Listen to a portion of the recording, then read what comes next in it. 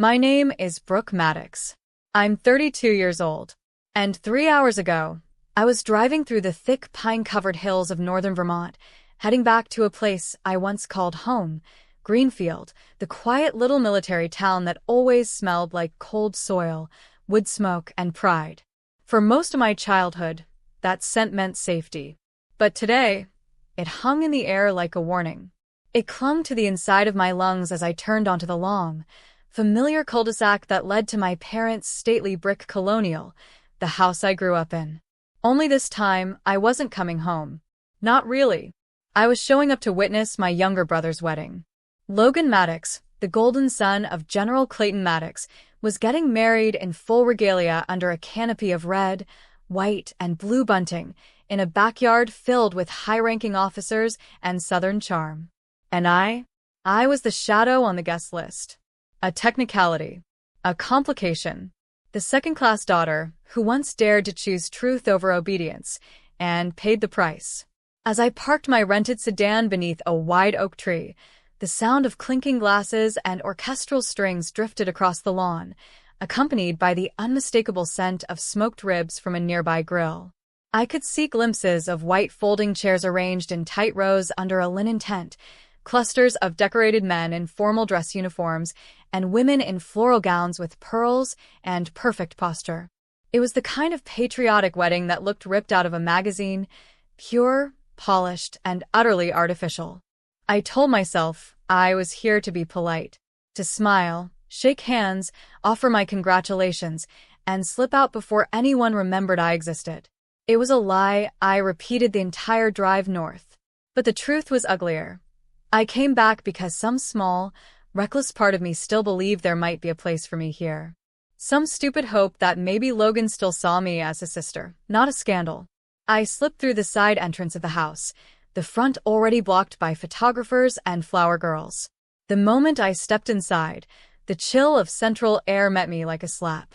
My eyes adjusted to the low lighting, chandeliers gleaming above, and a soft murmur of polite conversation echoing through the grand foyer. The house was brimming with people, uniforms everywhere.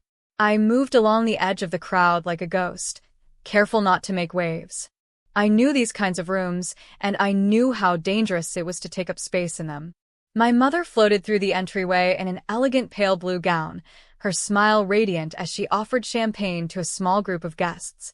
Her gaze passed right over me without so much as a pause. Not out of cruelty, out of expectation. She simply hadn't expected me to be there. I didn't exist in the world she was performing for. I made my way toward the kitchen, pretending to be focused on the drink station, as if I belonged. I just needed a moment. A glass of sweet tea. Something cold to ground me. That's when I felt the change in the air, the unmistakable ripple of authority entering the room. I didn't need to look. I knew he was there. My father. General Clayton Maddox, the man whose name had opened doors in the Pentagon, whose gaze had once paralyzed entire briefing rooms. His voice came low, nearly a growl, directly behind me. Logan worked hard for this day. Don't let your shadow fall on it. Then, just as I turned, he slipped a cold glass of bourbon into my hand. His fingers were like stone as he pressed them against mine. "The porch," he murmured, "is for disappointments." And with that he was gone. Not another word. Not a glance. Just an order dressed up like civility. The crowd swallowed him whole as he strode back into the light. I stood frozen in the hallway, holding the sweating glass like it was burning my skin. A second later, I pushed open the sliding door and stepped out onto the back porch, the place he had assigned me. My seat? A lone metal chair tucked next to the unused gas grill. The bourbon went untouched. I sat with my hands in my lap, eyes fixed through the glass at the celebration unfolding without me. I watched the guests rise. I saw Logan take his place at the altar with that confident, straight-backed military bearing. I saw my mother dab tears from her eyes. My father stood tall in the front row, pride practically radiating from his posture. The music swelled. The bride stepped forward. And I was just a forgotten chapter of their story. Someone who didn't fit the polished narrative of legacy and duty. Someone deliberately written out of the family portrait. The porch was my punishment. A quiet exile wrapped in Southern hospitality. But what none of them knew, what not a single one of those starched uniforms or salon-set curls suspected, was that the daughter they discarded is the very ghost the intelligence world fears most. The one the Spectre Division calls when the mission requires absolute silence, precision, and erasure. The woman they exiled is the weapon they can't trace. And tonight, as I sat sipping a lukewarm bourbon on a porch meant for disappointments, I felt something awaken inside me. This wasn't just a wedding. It was a battlefield. And I had just been reactivated. The bourbon burned a slow, bitter trail down my throat, but I didn't flinch. From my seat on the porch, I could see everything. Logan standing proudly in his tailored dress uniform, the folded American flag backdrop billowing behind him, his bride's delicate veil fluttering like a white banner of victory. The crowd looked on, enraptured, lost in the perfect performance of the Maddox legacy. Inside that tent was the image of everything my father ever wanted the world to see: honor, patriotism, control. But from where I sat, I could see the truth beneath it all. I could see how carefully curated the entire illusion was. My father had mastered appearances his whole life, whether commanding troops or commanding silence. He knew how to kill truth with a smile. I was the only mistake he hadn't managed to erase completely. Not yet. The applause swelled as Logan kissed his bride. I watched my mother press her hands together, eyes misty with pride. My father turned to shake hands with an admiral I didn't recognize. They had done it. They had built the perfect image. A new branch in the Maddox dynasty, rooted in obedience and perfection. And they made sure I wasn't part of it. I traced my finger absently along the condensation on the bourbon glass, mind buzzing with the familiar ache of injustice. But underneath that ache, something colder had begun to form, a kind of precision. A focus.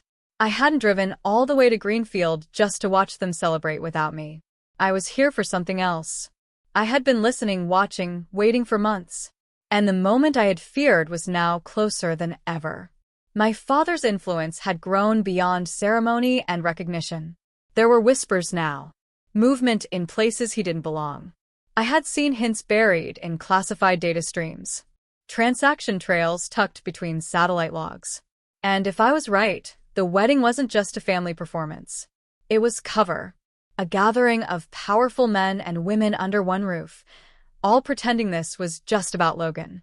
I reached into my purse, past the burner phone and the matte lipstick, and ran my fingers along the smooth spine of a small field notebook. Standard issue. Olive drab. Logan's graduation gift, given in good faith long before everything unraveled. He had never known what I embedded inside, never cared. But the moment I stepped onto this porch, my secure terminal hundreds of miles away had already received a ping. A signal triggered by proximity. Logan had brought the notebook with him. He was using it. That meant the failsafe was active. That meant everything I had planned, everything I had buried in silence, was now possible. I looked through the glass again. Logan was laughing, arms around his new wife, the crowd basking in their glow. I remembered the little boy who once tried to fix my broken bike with a pair of pliers and a cereal box. The same boy who used to fall asleep beside me on the living room floor while watching action movies far past our bedtime. Could I still believe that boy existed underneath the layers of medals and loyalty? Could he still be reached? That was the question I couldn't shake. Just then, the screen on the back lawn flickered to life. A slideshow of childhood memories began playing. Pictures of Logan through the years, at basic training, earning his bars, hugging our parents beneath a fireworks display. Then a photo appeared that made my breath catch. A family portrait taken last Christmas. My father, my mother, Logan, standing in front of this very house, wreathed in lights, drenched in picture-perfect joy. I wasn't in it. Not forgotten. Removed. Deliberately, surgically. My hand clenched around the bourbon glass until my knuckles went white. That was the moment it became clear. This wasn't neglect. This was revision. They had written me out of history. The sound of laughter from inside sharpened into something cruel. A jagged note beneath the harmony. I stood up, leaving the untouched drink on the railing, and walked back inside. The house was crowded, warm with body heat and the static buzz of polite conversation. No one noticed me. No one ever did. I slipped into the hallway and made my way upstairs, toward the study. My father's private sanctuary. I paused outside the heavy oak door, half expecting a lock. But it was open. That was his arrogance. He never believed I'd be bold enough to walk through. Inside, everything was just as I remembered. Shelves lined with military biographies, medals in display cases, a pristine desk with a single leather blotter, and an old silver fountain pen. I moved quickly, scanning the files in the drawer, memorizing the labels. And then I saw it. A thick black folder labeled Nightingale. My heart skipped. He had kept it. The project name I had used. A code name no one else should have recognized. I pulled it free and tucked it under my jacket. No hesitation. No fear. Only resolve. As I closed the drawer, I heard footsteps in the hallway. I slipped back into the shadows behind the door. A moment later, my father's voice floated past, low and amused. She was never going to fit in. Best we kept the focus on Logan. The voice beside him was unfamiliar. Male. Confident. You sure she won't be a problem? My father's answer was cold, exact. She doesn't exist anymore. She signed that away years ago. They moved on. And I exhaled slowly, steadying my pulse. The folder in my coat weighed more than paper. It was evidence. Proof. My father had known exactly what he had done. And now I had the first piece to take it all apart. I waited a full minute before stepping back into the hallway, my footsteps silent against the hardwood. As I descended the stairs, the celebration roared on, completely unaware that the foundation it stood on had just cracked. Back in my car, I opened the folder. Inside were printed communications, emails, edited reports, deployment logs, all redacted, all suspiciously tidy. But I recognized the patterns, the dates, the names. There was a second copy of the false West Ridge report, clearly altered. A forged record signed by General Clayton Maddox himself. I looked at the driveway behind me. The wedding was still in full swing. The Maddox name gleaming under the lights of a rented chandelier. And I was done watching from the porch. I pulled out my phone and opened the secure relay app. I sent a single message to the one person who might still understand what this meant. Colonel Evelyn Shaw, my contact at Spectre Division. The woman who had once looked at my shredded life and said, "You don't have to be erased forever. You can choose what you become next." My message was short. Just 5 words. Nightingale is active. Stand by. The response came 30 seconds later. Understood. Your call, Agent Maddox. I drove through the midnight silence of Greenfield with the black folder strapped to the passenger seat like precious cargo. The headlights cut a narrow path through the dark forest roads, winding away from the Maddox estate, away from the polite applause and champagne toasts. My hands stayed locked on the wheel, knuckles white, muscles clenched tight with a cocktail of adrenaline and rage. Somewhere behind me, my brother was still basking in the afterglow of his perfect wedding, still wrapped in the illusion that the name Maddox stood for honor. And my father, he'd be floating among his peers, the generals and colonels who called him legend. Smiling. Shaking hands. The perfect host. What none of them realized was that the lie they built their legacy on was now ticking like a bomb in the front seat of my car. When I reached the edge of town, I pulled into a shuttered gas station and parked behind the building. I needed to disappear for a few hours, reorient. I popped the glove compartment and retrieved a second phone, a military-grade device connected to Spectre's satellite grid. Only 5 people in the country knew the number. I booted up the secure link, and after a few encryption handshakes, the screen lit up with a familiar welcome sequence, a blank white field, and a blinking prompt. I typed in the code phrase, Wraith Rising. A secure line opened.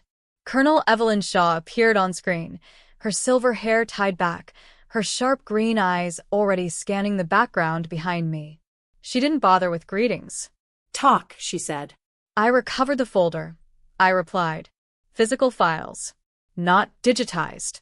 internal references to Nightingale, and forged records tied to West Ridge Academy, specifically the incident from 2015.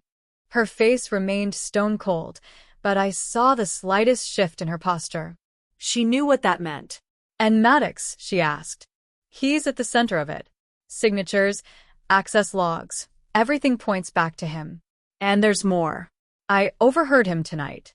He doesn't consider me a threat because I've been erased. It's time we show him ghosts of teeth. She leaned forward slightly, elbows on desk, her voice steady. You want to escalate? I want authorization to proceed with tactical exposure. I said, each word razor sharp. I want to take this to the board. Off record. Eyes only session. Let them see exactly what Maddox has buried. A long pause stretched between us. Then slowly she nodded. Send the folder to our Arlington drop point by 0600. I'll convene the clearance team. You'll have a private hearing within 72 hours. Her voice softened just slightly. Are you sure you're ready for this, Brooke? It doesn't come back from the shadows. I've been ready for 8 years, I said. They silenced me. They erased me. Now I speak. The screen blinked out. I sat in the silence of my car, letting the cold night seep into my lungs, balancing the weight of what was coming. I wasn't just reopening a wound. I was cutting into the rot. The Maddox name was a fortress built on a lie, and I had just found the gate. I arrived at the Arlington safe house at dawn, my eyes bloodshot, my mind buzzing. The city was just waking up, streetlights flickering out as the sun crept over the horizon. The building itself was designed to be invisible, gray, windowless, anonymous. I walked inside with a folder clutched tight, bypassed security with my Spectre Division credentials, and entered the vault-level debrief room. Colonel Shaw was already waiting, dressed in civilian clothes but radiating military precision. Beside her sat Director Alan Briggs, Spectre's oversight officer, and Captain June Riley, an analyst with a reputation for cutting through lies like glass. None of them offered small talk. We didn't deal in pleasantries. Just truth. I slid the folder across the table. Shaw opened it, and for 10 solid minutes, the only sound was paper turning. When Briggs finally spoke, it was with the tone of someone realizing a storm was already underway. These signatures, Clayton Maddox forged federal documents, falsified a cadet evaluation report, and used his influence to terminate an officer's record under false pretense. And not just any officer, I said, looking directly at them. His daughter. Me. Riley tapped her pen on the table. Why now? What's your objective? My objective, I said slowly, is to remove the illusion of honor from a man who weaponized it. I want his name stripped, his security clearance revoked, and I want my record restored. Not quietly. I want it burned into the system so it can't be erased again. Briggs looked at Shaw. We'll need board consensus. You'll have it, Shaw said firmly. By the time we're finished, General Maddox will wish he'd actually buried his daughter instead of just her career. The next 48 hours passed like a drill bit through steel. I compiled every document, audio log, and personal statement. I pulled up the voice recording from that night, my father's voice, venomous and arrogant. Whatever little game you're playing, it ends now. That sentence alone had changed everything. It was more than a threat, it was proof. Proof that even now, even as a civilian, he was still trying to silence me. When the time came, I stood inside the secure SCF facility, a steel-walled room in the lowest level of a black site compound on the outskirts of D.C., and faced a panel of 5 individuals. Not generals, not politicians.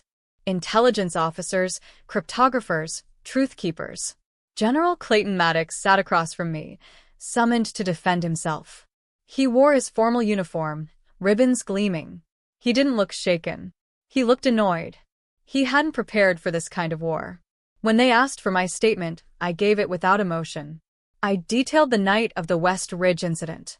I described how I identified a false terrain marker and halted my unit before we walked into a live-fire zone. I quoted the real lieutenant's report, one that praised my actions. Then I played the recording from my father's call. The room fell into stunned silence. Clayton Maddox tried to explain it away, said I was confused, unstable, that the field was too dangerous. He said he protected the family from scandal. I didn't respond, because the truth was already doing its job. I looked to the panel as they reviewed the last page of the report. The chairman's voice rang out, firm and final. This board recommends that General Clayton Maddox be stripped of all honorary ranks, his security clearance revoked, and his legacy reclassified under sealed review. He turned to me. Agent Brooke Maddox, your record is restored. Your honor, formally recognized. It was done. Not with applause. Not with medals. With silence, the kind that follows justice when it finally arrives. We walked out of that hearing room as changed people. I say we because even though I had been the one under fire for 8 long years, I wasn't alone anymore. Logan was beside me, not in uniform, not beneath our father's shadow, but as a man standing fully in his own name for the first time. He hadn't spoken during the tribunal. He didn't need to. His presence beside me, his refusal to sit with our father, had said more than any testimony could.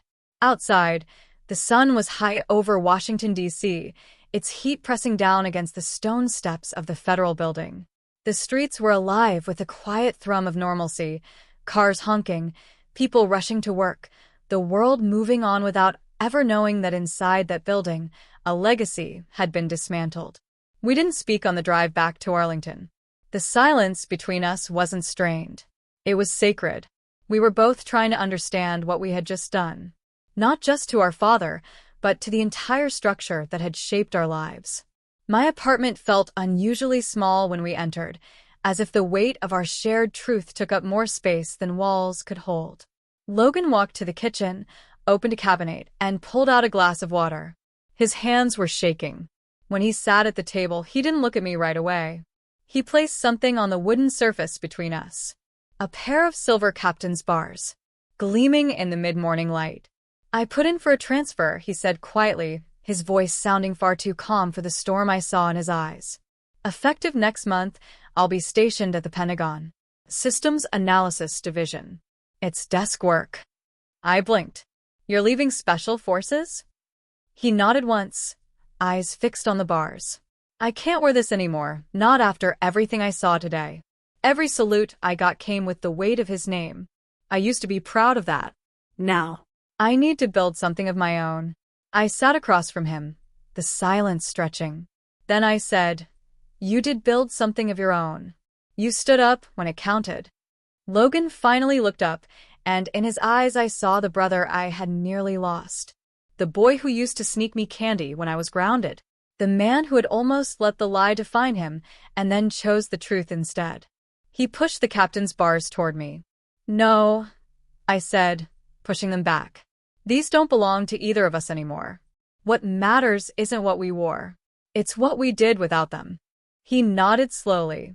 There was a sadness in his expression, but there was peace too.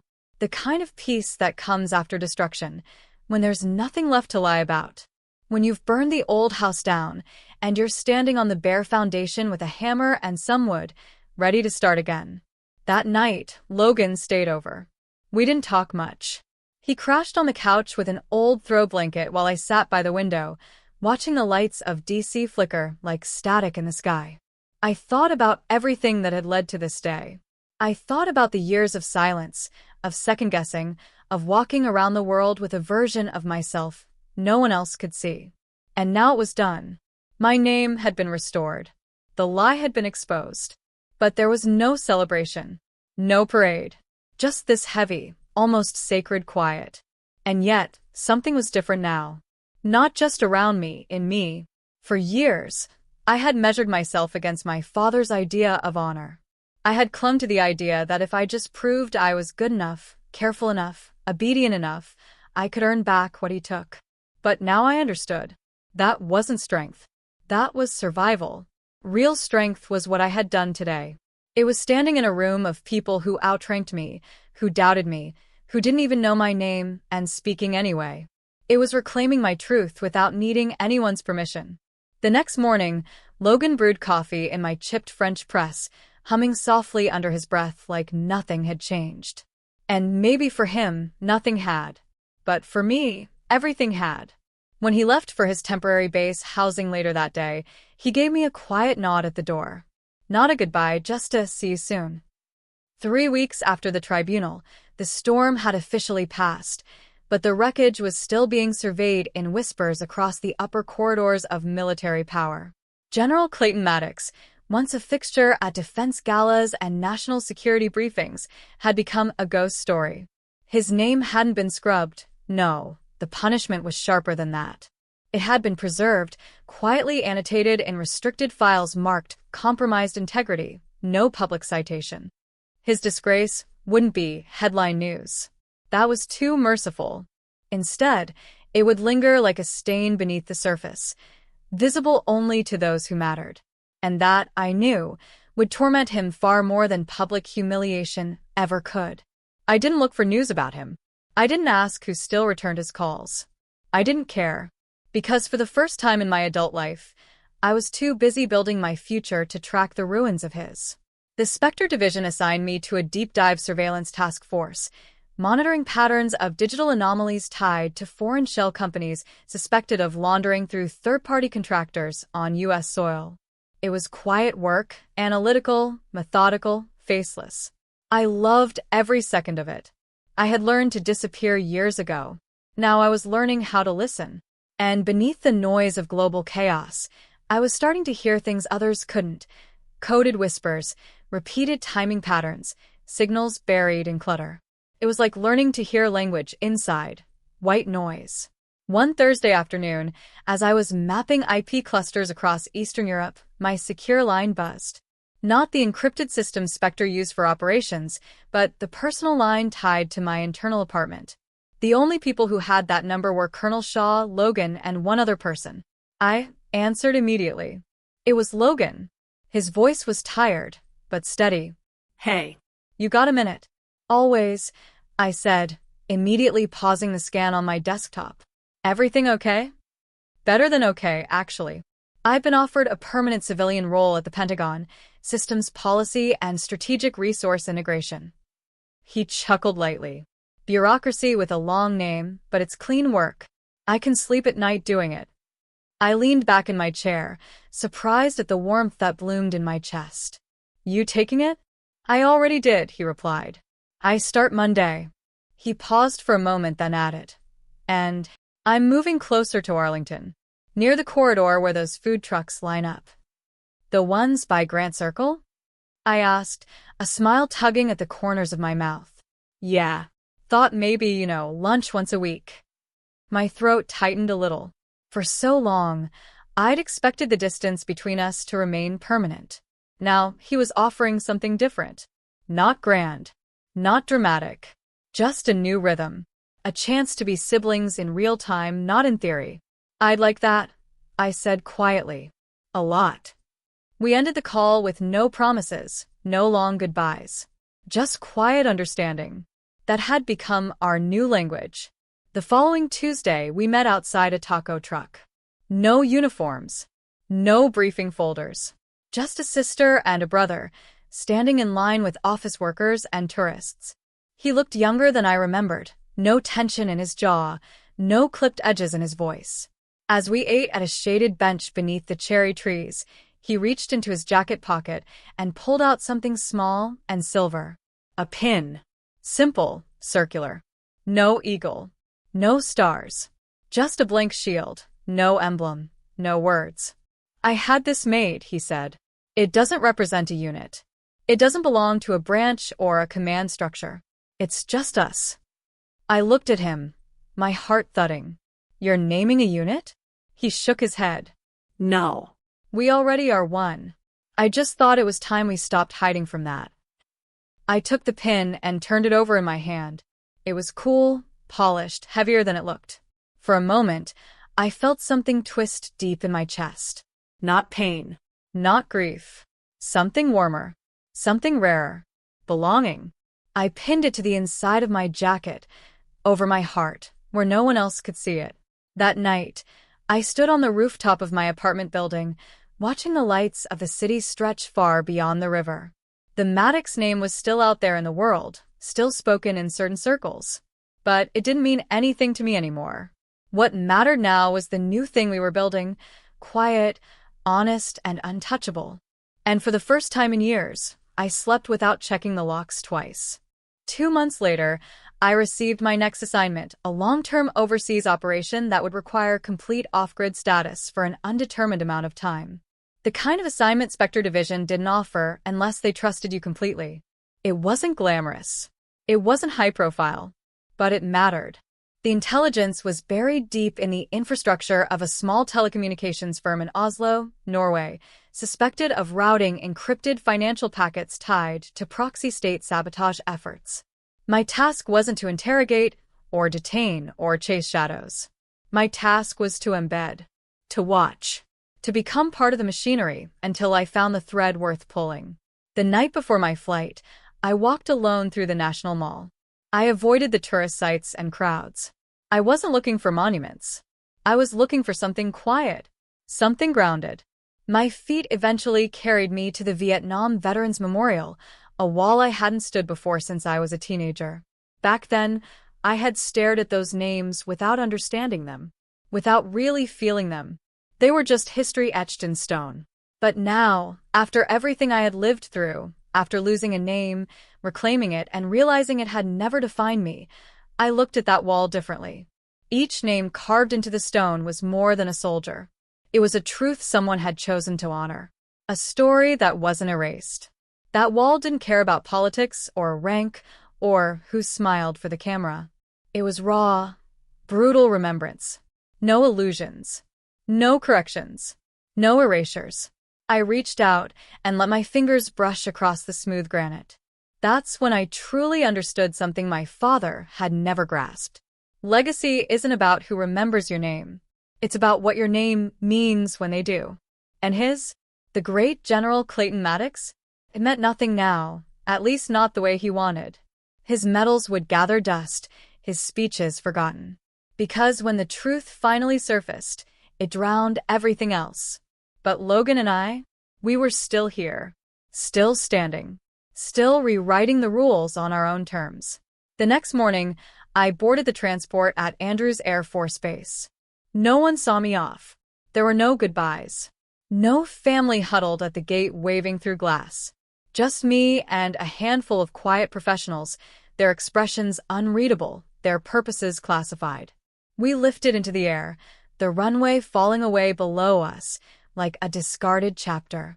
Somewhere in another country, a new version of me would arrive under a new name with new clearance, new credentials, and no attachments. And for once, that didn't make me feel empty. It made me feel ready. I reached into the interior lining of my jacket and pressed my hand against the hidden silver pin Logan had given me. A symbol of the truth we fought for. Our unit. The one we built with no flag, no anthem, just choice. Honesty. Loyalty to each other. My eyes drifted to the small oval window beside me. The sky stretched wide and endless. I wasn't running from my past anymore. I wasn't chasing my father's approval or trying to undo what couldn't be undone. I wasn't hiding. I was flying towards something. Not a mission. Not revenge. Myself. Oslo was colder than I expected, even for late spring. The kind of cold that settled beneath your skin and stayed there like a quiet presence you couldn't shake. My cover identity was clean, airtight. A cybersecurity consultant from Chicago named Kara Bennett, hired to assist with data encryption at a private tech firm suspected of laundering intelligence through commercial infrastructure. Spectre Division had inserted me subtly. No classified transfers, no agency cars, no abrupt arrivals. Just a woman in a scarf and blazer, arriving at an office job like anyone else in the city. The apartment Spectre had arranged for me was minimal and efficient. Gray walls, thin curtains, clean lines. The kind of place designed not to leave a footprint. I didn't unpack much. You don't settle into covers like this. You wear them like temporary skin. Each day, I walked the same route along the Akerselva River, past the same cafe windows, made the same polite nods to the receptionist at work. It was rhythm, routine. But every movement had a purpose. Every conversation was logged. Every data packet traced, filtered, documented. And in the silence of my flat, during the hours when the city slept and I didn't, I would sometimes stare at the ceiling and wonder if my father ever lay awake in the same way. If he ever regretted anything, or if the lie had consumed him so completely that he couldn't see past it anymore. I didn't miss him, but I missed the idea of him, the version I once believed in. The man who told bedtime stories in a deep baritone and said, "Honor means doing the right thing even when no one's watching." That version never existed. He was just another ghost in my file. It was during my 3rd week that the name popped up, unexpected and jarring. Logan Maddox. Not in my encrypted comms, but in a news brief cycling through a Pentagon memo feed. A small internal report. Promotion. Civilian Systems Strategist for Homeland Data Coordination. It was a meaningless bureaucratic title, but I knew what it meant. Logan was moving up. Not because of our father's name, but because of what he'd done without it. Later that evening, a coded message arrived through Spectre's shadow line, a simple ping with an audio attachment. It was his voice. "You still in the wind?" he asked, his tone casual but warm. "I figured you'd be halfway to Moscow by now. Just wanted you to know. I'm working on something. Quiet. But real. Something built on our side of the line." I smiled. I didn't reply. I couldn't. Spectre's policies forbade outbound contact from active field agents. But just hearing his voice, casual and calm and free, it was more than enough. For years, I had believed that silence was safety. But now I understood that silence can also be connection when it comes with trust. Then came the mission itself. The trigger file I'd been watching for weeks finally activated. A download, small, disguised, embedded in a customer support patch for telecom software. But inside, strings of structured code with embedded financial keys routed through a fake NGO based in Belgrade. The laundering network was real. The intelligence theft was real. And more importantly, it all traced back to a name I hadn't heard in years. Colonel Marcus Thorne. A man once close to my father. Trusted. Protected. The same man who had signed off on the altered documents used to exile me from West Ridge. He hadn't just helped bury my career. He'd been laundering information behind the scenes all along. The rot ran deeper than even I imagined. And now I had him. I packaged the evidence in a secure relay and sent it back to Spectre's cyber operations node. They responded within 24 minutes. Approved. Full exposure protocol initiated. Prepare for extraction. This time, I didn't feel adrenaline or vindication. I felt ready. As I stood in the quiet of my apartment and packed my things, I slipped the silver pin from my jacket and placed it inside the lining of my new coat. I didn't wear it for show. It wasn't a badge. It was a compass. And it always pointed toward the truth. My extraction from Oslo was quiet. No helicopter. No armed escort. Just a coded message and a cold evening flight under an alias no one would ever trace. That's how Spectre operated. No footprints, no headlines. And I preferred it that way. I watched the city lights vanish beneath a shroud of fog as the plane ascended, a familiar weight resting beneath my coat pocket. The pin. Always there. Always silent. We landed just before dawn in a restricted hangar outside Quantico, Virginia, where a black SUV was already waiting. By the time I arrived at the Spectre Division headquarters, a nondescript government annex with no name on the door, Colonel Shaw was already in the Situation Room, briefing 2 officials whose clearances outranked mine by miles. I didn't enter. I didn't need to. My part was done. Instead, I sat in the debriefing chamber, sipping bitter coffee and watching the feed from a secondary screen. Colonel Marcus Thorne had been arrested without resistance at a federal contracting office in Dallas just 12 hours after my report dropped. He had no idea who had traced him, no idea which thread he had left exposed. And somewhere, deep in that trail of surveillance and cyber-espionage, lay the final, undeniable evidence of my father's long-protected network of silence. But this time, it wasn't my job to testify. This time, others were watching. Others would handle the fire. And I was finally free. Later that day, I met Logan in our usual spot outside the food trucks near Grant Circle. It was a bright, unusually warm day in D.C., the kind that softened even the city's hard edges. He stood there in a gray t-shirt and jeans, his suit jacket slung casually over one shoulder. He looked at me and smiled. Not the forced smile of family obligation, but something quiet, real. "Thorn?" he asked. Gone, I replied. He nodded once. "You done?" I looked up at the sky. It was a crisp, impossible blue, the kind of sky I used to imagine when I needed to survive one more night shift at that diner in Richmond. The kind I never thought I'd see without carrying the weight of everything I'd lost. "I think so," I said. "For now." We didn't talk about our parents. There was nothing left to say. Our mother hadn't called. She hadn't written. And after the tribunal, she made her choice, standing firmly in the shadow of the man we exposed. And that was fine. Some truths are heavy, and some people aren't built to carry them. But Logan was. As we ate, he reached into his bag and handed me something wrapped in plain brown paper. I raised an eyebrow. "Another pin?" "Better," he said. "Open it." Inside was a small, leather-bound notebook. Olive green, water-resistant paper. Identical to the one I had given him years ago. Only this time, embossed on the back in small, silver letters, were the words, "Truth is legacy." I ran my fingers over the letters, the weight of them pressing softly into my palm. Logan smiled. "Thought you might want to start writing your own story." That night, I went home and placed the notebook beside my bed. I didn't open it right away. I wasn't sure what I wanted to say. Not yet. But just knowing it was there, that the story was mine to write, that no one could erase it again was enough. Months passed. I took a temporary leave from Spectre. Not because I was tired, but because for the first time in my adult life, I wasn't running. I spent the mornings reading. Afternoons biking along the Potomac.